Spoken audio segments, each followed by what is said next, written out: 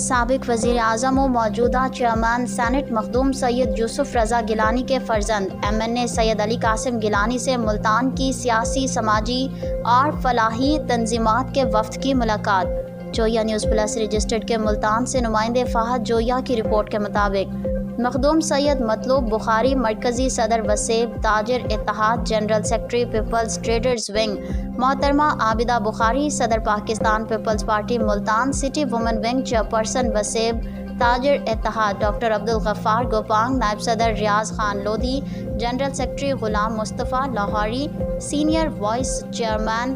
سید مصور نقوی، سید لیاقت گیلانی، سید عدنان گیلانی، سید Zeeshan Gilani, Ala Yar Baloch, information secretary Malik Mushtaq Raan, deputy information secretary Malik Khalid Virk, finance secretary Malik Kashif Vains, deputy finance secretary اور خضر حیات مغل ممبر صوبائی council نے گزشتہ روز حالیہ ضمنی الیکشن میں MNA منتخب ہونے پر سید علی قاسم گیلانی سے ملاقات کی اور شاندار کامیابی پر انہیں پھولوں کے گلدستے اور ہار پہنا کر مبارکباد دی۔ اس موقع پر سید علی قاسم گیلانی نے الیکشن میں بھرپور جدوجہد کرنے اور قدم بہ قدم ساتھ دینے پر وفد کے شرکاء کا شکریہ ادا کیا۔